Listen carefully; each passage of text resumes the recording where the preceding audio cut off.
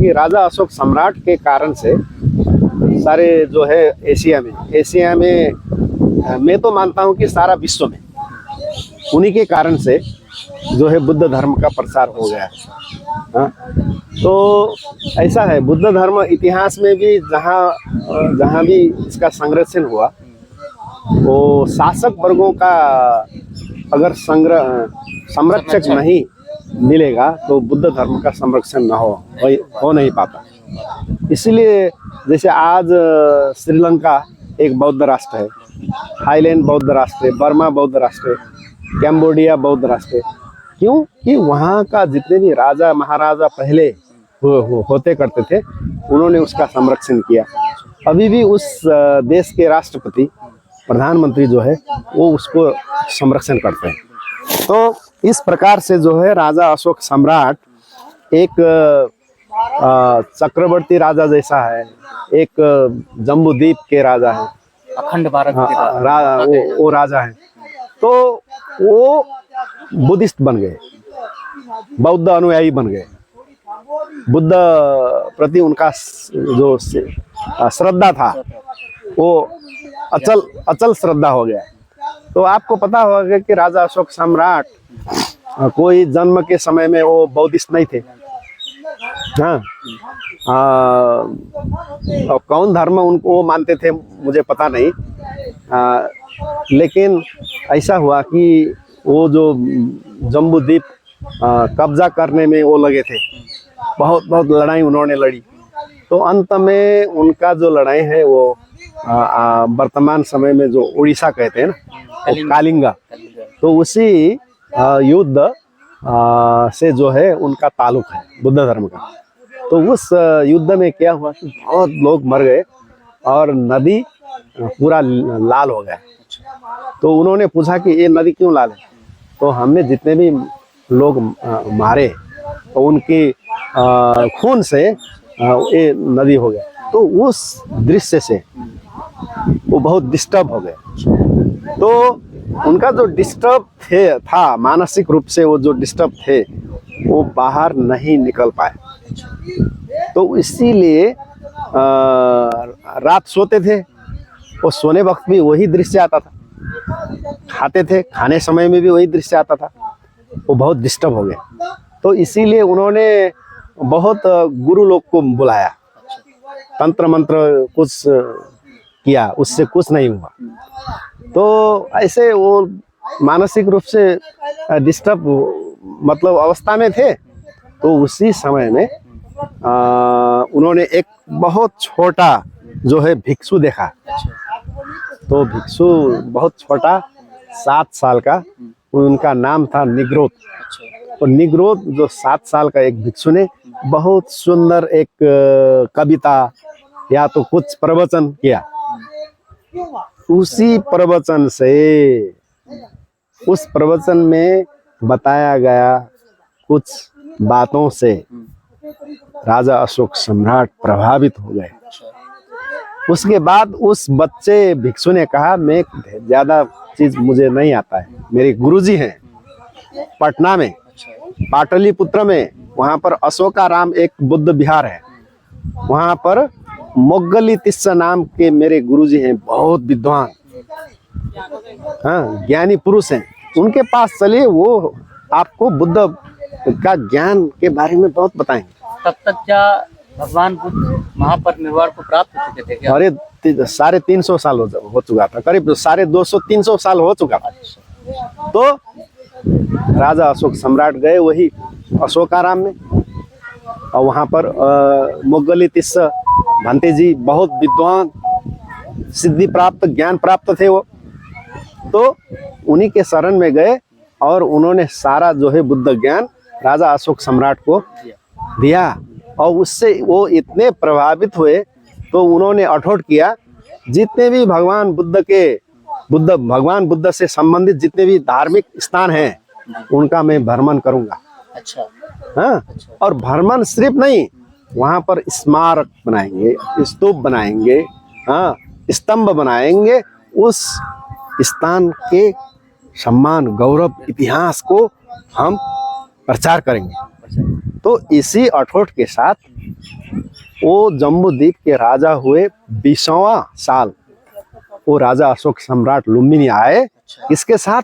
वो ही मोगली तिस्सा उनके अच्छा उनके गुरु के साथ। और मोगली तिस्सा साधारण भिक्षु नहीं थे, वो कोई चीज देख के बता सकते हैं कि इसका इतिहास क्या है, अच्छा यहाँ पर क्या हुआ था। है? तो मोगली तिस्सा उनको उपगुप्त भी कहते थे। उनका नाम दो थे, एक उपगुप्त और मोगली तिस्सा। जब लुम्बिनी में आए उन्होंने यहाँ पर सब स्थान को देखा और उनको दिव्य जो शक्ति था, वो उस दिव्य शक्ति से राजा अशोक सम्राट को कहा कि हे महाराजा, तथागत बुद्ध भगवान का जन्म यहीं पर हुआ। कहीं के ऐसे उन्होंने इशारा करके बताया, अच्छा यहीं पर हुआ और उनका दायां पैर से यहीं पर सबसे पहले स्पर्श हुआ था। उन्होंने कहा उनके साथ ऐसा शक्ति था। तो उन्हीं को बताया गया आधार पे अशोक सम्राट ने ईसा पूर्व 249 में एक पत्थर का निशाना बना के वहां पर रख दिया। तो वही हम जाके अभी महामाया टेम्पल देख के आए। तो वो अतीत बता सकते थे। हाँ, तो इस स्थान पे हुआ क्या था, तो ऐसा शक्ति जो आध्यात्म शक्ति उनके पास था। तो इसीलिए जो है राजा अशोक सम्राट ने सोचा कि बाद में आदमी भूल जाएंगे कि बुद्ध का जन्म कहाँ हुआ था, तो यहाँ पर एक कोई निशाना छाड़ना पड़ेगा। हाँ, कोई प्रमाण छाड़ना पड़ेगा। इसीलिए उन्होंने अशोक स्तंभ बनाया। ये जो पत्थर है, ये पत्थर बनारस से लाया हुआ है। अच्छा बहुत कड़ा पत्थर है। तो वहां से लाके इस पत्थर में एक जो शिलालेख उन्होंने लिखा, उसमें क्या लिखा है? देवाना पियाना पिय दस्सिना लाजीना भिसति व सभी सितेना अकता अथना आगच्छ मये हिद बुद्धे जाते शाक्य मुनि शीला व गदपिच उसपापिते हिदे भगवम जाते ती लुम्बिनी गामे उबालिके 8वां भागी है पाली भाषा में। अक्षर है ब्राह्मण लिपि और भाषा है पाली। उसमें लिखा है देवताओं और मनुष्यों का प्रिय राजा प्रियदर्शी अशोक सम्राट अशोक, उनकी जम्बूद्वीप के राजा होने का 20वां बरस में वो अपने आप में ही यहाँ पर पधारे और बुद्ध भगवान का जन्म स्थल में आके पूजा पाठ किया। और पूजा पाठ करने के बाद उन्होंने इस स्मारक स्तंभ को एक पत्थर में बना के यहाँ पर खड़ा किया, जहाँ शाक्यमुनि बुद्ध का जन्म हुआ था। शाक्यमुनि बुद्ध का जन्म हुआ था, इसी स्थान में ये अशोक स्तंभ खड़ा किया गया है। और उसमें अंतिम में क्या लिखा है कि इस एरिया में, इस क्षेत्र में जितने भी लोग बसवास करते हैं, वो उनको जो देश के लिए देना पड़ता है इनकम टैक्स कर, वो 100 से घटा के 8 सिर्फ करा दिया। जैसे 100 रुपया उनको देना पड़ता था, वो सिर्फ 8 रुपया देना है, क्योंकि पूरे लुम्बिनी परिक्षेत्र के निवासियों को छूट हुई भगवान बुद्ध का जन्म स्थल होने के नाते। तो ये बात जो है वहां पर अंकित करके वो अशोक स्तंभ वहां पर खड़ा है। तो उसी को आधार बना के प्रमाण करके आज विश्व मान रहा है कि भगवान बुद्ध का असली जो जन्म स्थल है यही है। शिलालेख जो है, हाँ, गवाह है। ये कोई दंत कथा नहीं है। बुद्ध का जन्म कोई दंत कथा नहीं है, एक प्रमाणित है, साइंटिफिक वैज्ञानिक रूप से। इसीलिए हमारा जो आज का जो थीम है, हाँ, वो भी है जानो तब मानो। जानो तब मानो। बौद्ध धर्म ही ऐसा है जो ऐतिहासिक रूप से जिसके दस्तावेज सबसे ज्यादा मिलते हैं, हाँ, जो प्रमाणिक है और जो व्यक्तित्व के और व्यक्ति के विकास की बात, बस जो मानवता की बात है, जहाँ पर लोग है, हाँ, इन सब का स्थान नहीं है, यहाँ पर सत्य का स्थान अहिंसा का स्थान है, आत्म सुधार की बात है। कुंड है, इसका ऐतिहासिक महत्व क्या है? जैसे बौद्ध ग्रंथ में बताया गया है कि कोई भी बुद्ध का जन्म होता है, उस समय बहुत चमत्कार तो होते हैं। उसमें एक चमत्कार क्या होता है कि जो भी बुद्ध का जन्म होता उस समय 2 पानी का फोहरा अच्छा जो है निकलता है जमीन से। अच्छा एक ठंडी पानी का और दूसरा गर्म पानी का।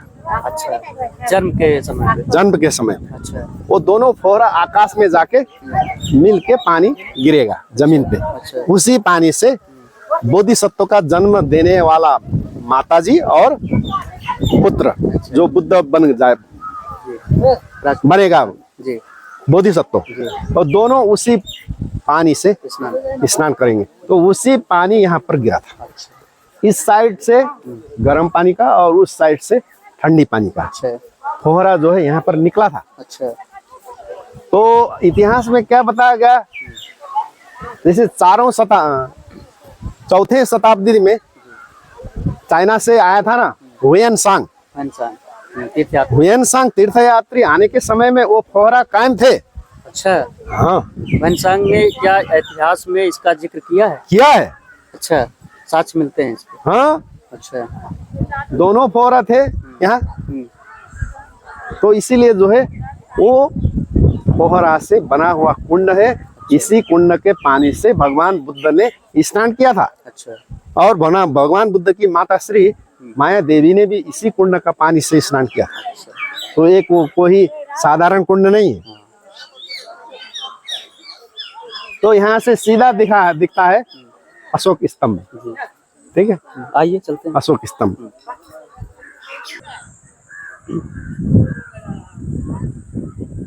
ये सारे जो ये दिख रहे हैं हाँ खंडहर, ये क्या? ये ईसा पूर्व 4 शताब्दी से अच्छा 7वां शताब्दी तक। मैंने कहा था ना लुम्बिनी का इतिहास 2 इतिहास है, एक पौराणिक इतिहास है, एक आधुनिक इतिहास। हाँ।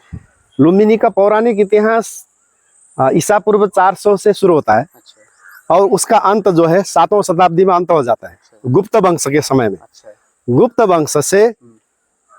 वंश के पीछे अच्छा बुद्ध धर्म का यहाँ पर संरक्षण नहीं हुआ। अच्छा, मौर्य अंतिम में वंश तक मौर्य वंश तो बहुत पहले हो गया।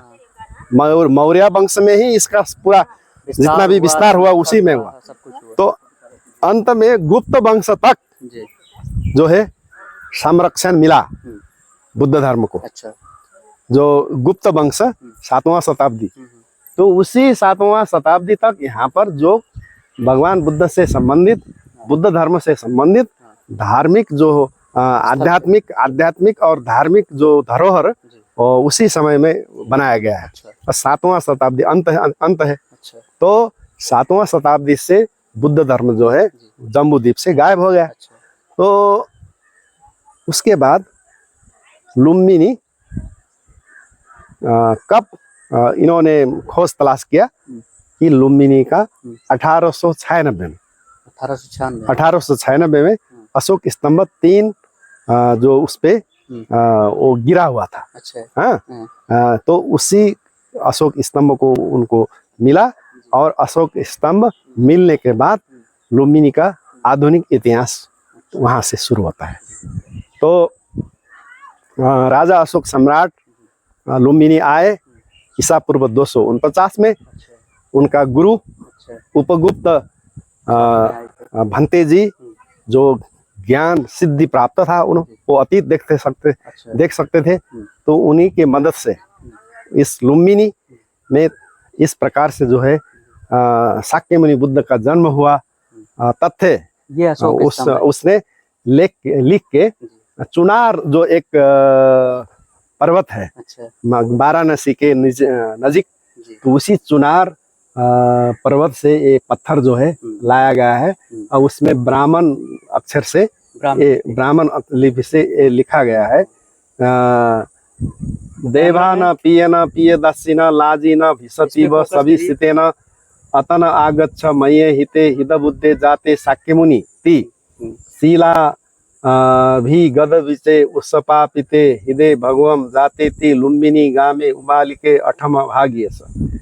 हाँ, तो इस प्रकार से जो इस पत्थर में लिख के इस पत्थर में राजा अशोक सम्राट 249 ईसा पूर्व 249 में आए हुए लुम्बिनी में आके इसको जैसे अभी भंते जी ने पढ़ा इसको, और इसका इंग्लिश में भी देखिए लिखा है बहुत शानदार, king Piyadasi Ashoka the beloved of the gods in the 20th year of his reign, 20वें वर्ष अपने जो राजकाल था, himself made a royal visit, एक शाही यात्रा पर यहाँ आए थे। Shakya muni Buddha was born here, Shakya muni Buddha का यहाँ पर जन्म हुआ था। Therefore the birth spot marker stone was worshipped and the stone pillar was erected, यहाँ पर लगाया गया।